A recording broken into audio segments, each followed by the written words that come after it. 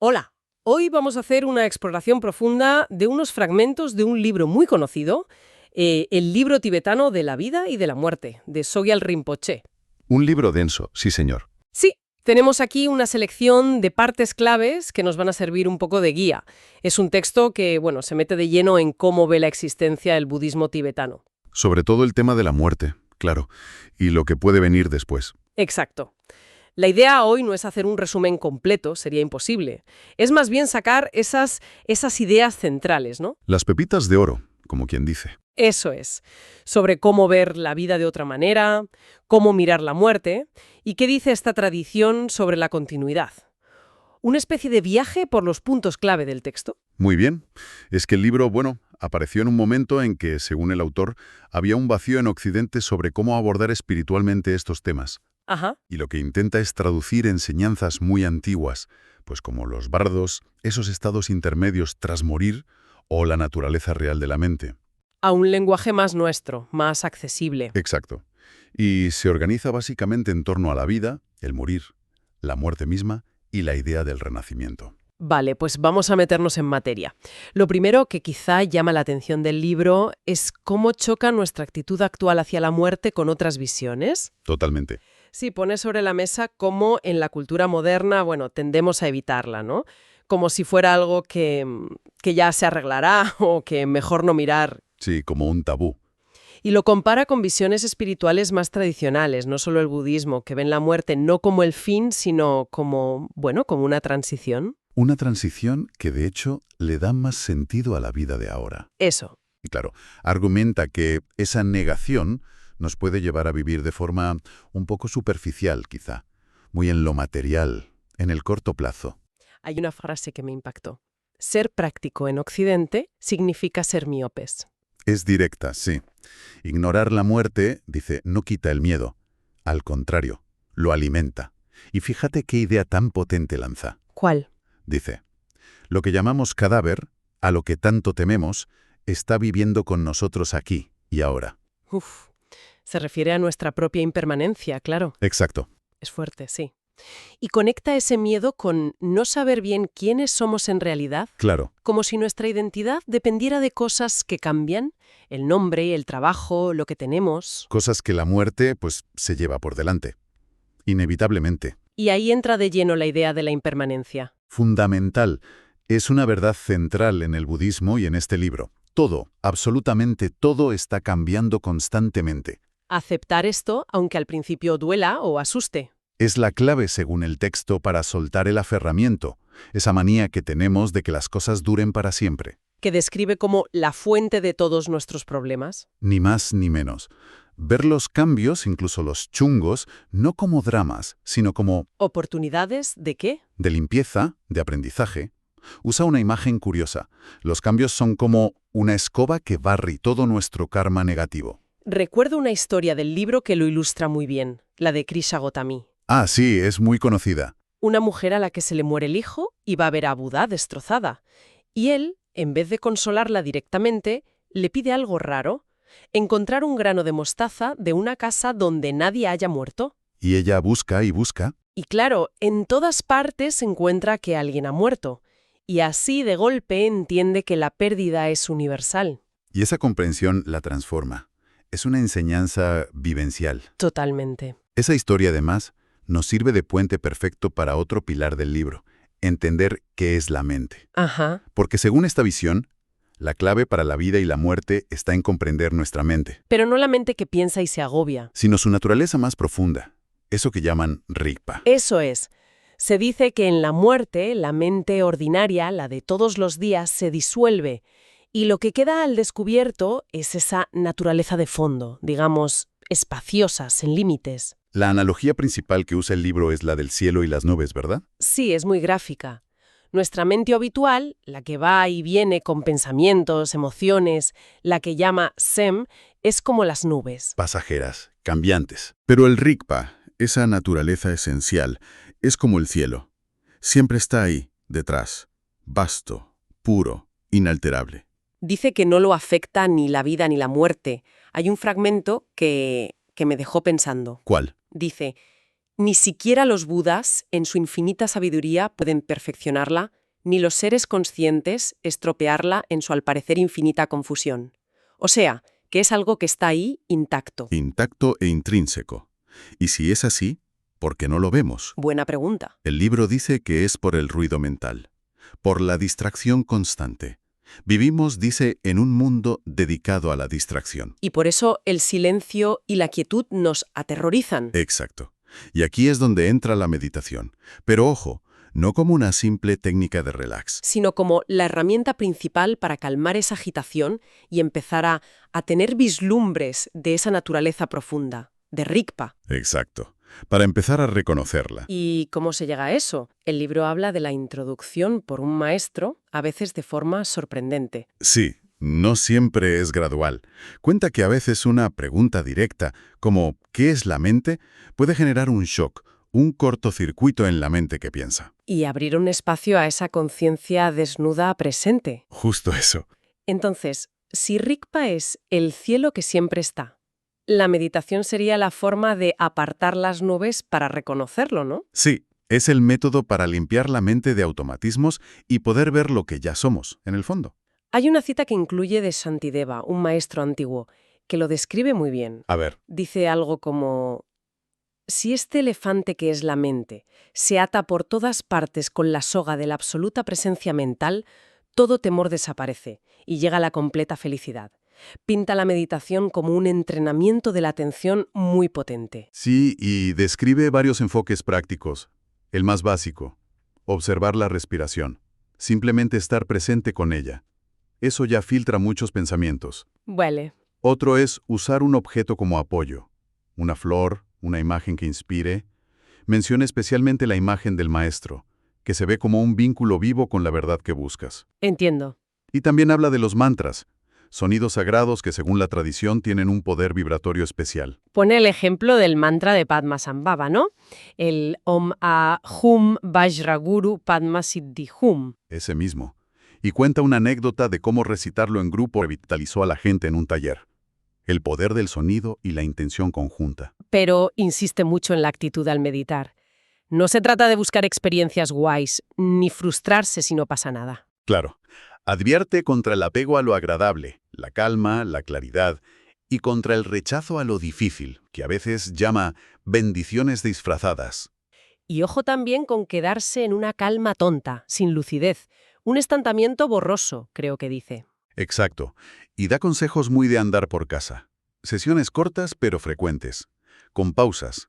Dice que la pausa también es meditación, si mantienes la presencia. Qué bueno eso. Y anima a buscar inspiración en lo cotidiano, música, naturaleza, arte, para, dice una frase bonita, convertirnos en farmacéuticos de nuestra propia alegría. Buscar esos recordatorios de calma fuera del cojín de meditación. Eso es, integrarlo. Vale, hemos hablado de impermanencia, de la mente, de meditación. Otro tema clave es el karma y el renacimiento. ¿Cómo lo explica el libro? Pues el karma lo explica de forma bastante directa. La ley universal de causa y efecto aplicada a nuestras acciones. Lo que hacemos tiene consecuencias. Sí, exacto. Cada acción, con el cuerpo, al hablar, o solo con la mente, deja una huella, una semilla. Y esa semilla, tarde o temprano, dará su fruto. Nada se pierde. Cita a Buda diciendo algo sobre las pequeñas acciones negativas, ¿no? Sí, no descuides las acciones negativas solo porque son pequeñas.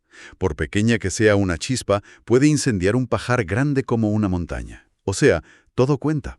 Y el renacimiento, ese concepto a veces cuesta más en Occidente. Sí, el libro aclara que no es un alma fija, una esencia personal que va saltando de cuerpo en cuerpo. Entonces, ¿qué es? Es más bien la continuidad de un flujo de conciencia, concretamente del nivel más sutil de la mente, eso que a veces llama luz clara. Vale. Usa una analogía clásica del sabio Nagasena, la llama de una vela que ilumina distintas horas de la noche.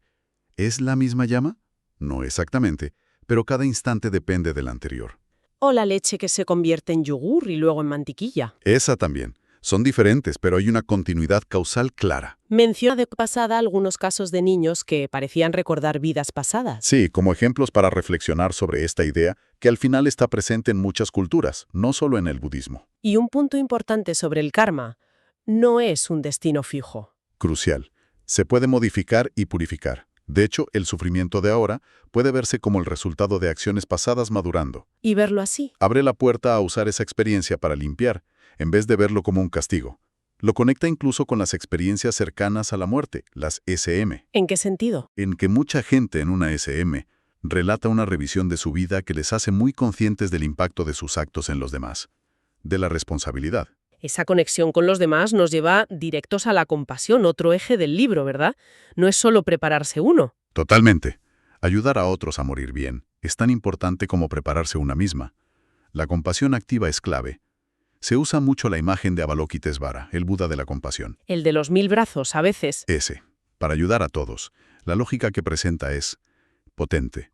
Dice que el egocentrismo, pensar solo en uno mismo, es la raíz última del sufrimiento. Aunque parezca lo contrario. Sí, nuestro verdadero interés, a la larga, está en cuidar de los demás. Cita otra vez a Shantideva. Si no cambio mi felicidad por el sufrimiento de otros, no alcanzaré el estado de Buda y ni en el samsara tendré verdadera alegría. Vaya, hay una historia tremenda sobre esto en el libro, la de Asanga. Uf, sí, la del perro. Un erudito que medita años para ver a Maitreya, el futuro Buda. Y nada, frustrado, lo deja. Y al salir, se encuentra un perro moribundo, lleno de gusanos. Y siente una compasión inmensa. Tan grande que, para no dañar a los gusanos al quitarlos, decide usar su propia lengua. Y justo en ese momento, ¡zas! Aparece Maitreya. El perro era él. La enseñanza es clara. La compasión radical purificó su mente y le permitió ver. Impresionante. Y a raíz de esto, el libro introduce una práctica muy concreta. Tonglen. ¿Qué significa? Dar y recibir.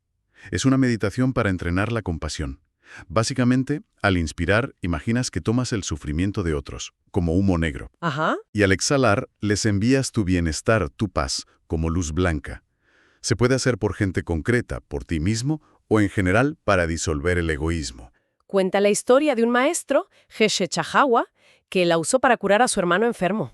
Sí, y luego la difundió mucho. Es una práctica fuerte. Hablando de ayudar, el libro da consejos muy específicos sobre cómo acompañar a alguien que está muriendo. Sí, insiste en que lo más crucial en ese momento, aparte de la vida que has llevado, es el estado mental justo al final. El último pensamiento. Exacto. Un último pensamiento positivo, de paz, de amor, puede tener un impacto enorme. Por eso es tan importante crear un ambiente tranquilo, amoroso. Con cosas que conecten a la persona con su fe o espiritualidad, si la tiene. Y evitar jaleos, discusiones, cualquier cosa que perturbe. Menciona también una práctica llamada Powa. ¿Qué es exactamente? Powa es la transferencia de la conciencia. Es un método específico que necesita entrenamiento para dirigir la propia conciencia en el momento de morir hacia la liberación o un buen renacimiento. Invocando a Amitabha, el Buda de la luz. A menudo, sí. Se dice que maestros experimentados también pueden hacerla para ayudar a otros. También subraya mucho lo de resolver asuntos pendientes, perdonar, pedir perdón. Fundamental.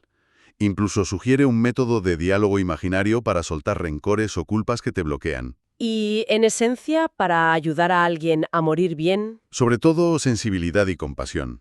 Escuchar sin juzgar, dejar que expresen miedos, arrepentimientos, recordarles lo bueno que han hecho, sus cualidades. Y si la persona es receptiva, recordarles esa naturaleza búdica, esa bondad fundamental. La simple presencia tranquila y cariñosa ya es una ayuda inmensa. Hay una cita de Dudjom Rinpoche muy bonita. Ayudar a un moribundo es como tender la mano a alguien que está a punto de caerse. ¡Qué imagen! Y un apunte práctico. Insiste en que hoy día se puede y se debe controlar el dolor físico. Esencial. Para que la persona pueda morir con más conciencia y paz si quiere. Y ya hacia el final, el libro describe el proceso de morir y los bardos, esos estados intermedios. Sí, lo describe como una doble disolución. Primero, externa.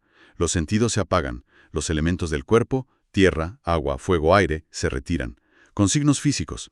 Y luego una disolución interna, más sutil, con experiencias visuales, espejismo, humo, luciérnagas. Exacto. Y todo culmina, dice el texto, con la aparición de la naturaleza de la mente, la luz clara o luminosidad base. Justo. Como si al apagarse todo lo demás, brillara la conciencia pura. Y aquí está el kit de la cuestión. ¿El qué? Si en ese momento reconoces esa luz clara como tu propia naturaleza, algo para lo que te has entrenado en vida con la meditación, te liberas. Fin del ciclo. ¿Y si no la reconoces? Entonces entras en los siguientes bardos, los estados post-mortem. El primero, el bardo luminoso de Dharmata. ¿Qué pasa ahí? Surgen visiones de luces, sonidos, colores intensos. Se explican como la energía de tu propia mente brillando. De nuevo, si las reconoces como tuyas, liberación. Si no, Miedo y confusión. exacto, por las tendencias habituales. Y si tampoco hay reconocimiento ahí, se entra en el bardo kármico del devenir. ¿Suela intenso? Aquí la mente, movida por el karma, crea un cuerpo mental y vive experiencias muy vívidas, a veces caóticas.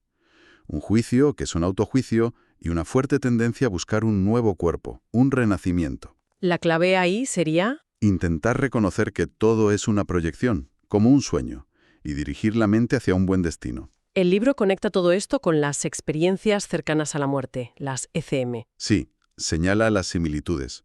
La luz, el túnel, la revisión de la vida, los encuentros con seres, la transformación que suele venir después. Pero hace una distinción importante. Sí, dice que desde la perspectiva budista tibetana, una ECM ocurre todavía en el bardo del proceso de morir, de esta vida. No es la muerte completa, ni los bardos de después. Aún así, Aún así, subraya que el mensaje central de muchas ECM coincide con las enseñanzas, la importancia radical del amor, la compasión y el conocimiento o sabiduría. bueno, hemos tocado muchísimas cosas, ¿eh? Apenas arañando la superficie de este libro. Desde luego, es una visión muy rica y compleja. Sí, pero si hubiera que buscar un hilo conductor, una idea que lo une todo. Yo diría que es la idea de reconocimiento, reconocer la impermanencia en vida Reconocer la naturaleza de nuestra mente, Rigpa, con la práctica. y reconocer las experiencias de la muerte como proyecciones de esa misma mente. Ese reconocimiento cultivado aquí y ahora es la llave para liberarse del sufrimiento. Me parece interesante también la idea de que ese proceso de disolución y manifestación, base, camino, fruto, o las tres callas, no solo pasa al morir, Sino a pequeña escala, en cada instante, con cada pensamiento que nace y muere. lo que significaría que siempre, ahora mismo, tenemos la oportunidad de despertar a esa realidad más profunda. Exacto. Y eso nos lleva a la reflexión final del libro. Si entendemos la muerte, que es entender la impermanencia y soltar el aferramiento, aprendemos a vivir de verdad. Con más plenitud, menos miedo. Y si aprendemos a vivir así, con sabiduría y compasión, podemos influir en nuestro futuro. Renacer no solo para nosotros, sino con la intención de ayudar a otros, el ideal del Bodhisattva. Quizá la pregunta más útil que nos deja todo esto no es tanto qué hay exactamente después de morir, que a saber, ¿Qué certeza no hay? claro, sino más bien cómo podemos usar estas ideas sobre la impermanencia, la mente, la compasión, para vivir nuestra vida ahora con más presencia, más sentido, más corazón. Buena pregunta para darle una vuelta. Pues ahí la dejamos en el aire.